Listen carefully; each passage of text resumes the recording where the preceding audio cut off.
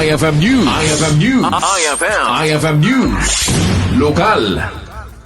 Gapu ka din di mapaspasa makapamaltog iti pagadalan ket may sa iti syudad tilawag tinangisayang kat iti simulation exercises pakasaknan ti pamaltog babayan iti na magtipo na pwersa ti Philippine National Police CDRRMO ken LGU ken napintas iti na makita a performance para iti daytoy a drill.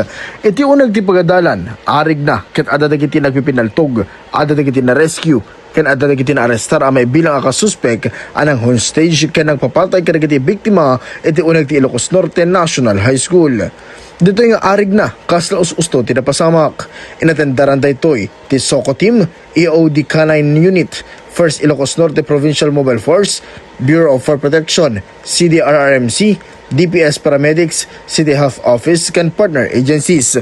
Nagbalin na presente itinadakamat na aktibidad ni Dawag City Mayor James Brian Alcid, miyembro ti Sangguniang Panlungsod, Dr. Joan Corpus iti DepEd ken dagiti personnel ti pagadalan. Ditoy anay panamnama ti commitment ti kitoy nga ahensya para iti nataltalged a pagadalan iti syudad Tilawag ken di intero nga Ilocos Norte.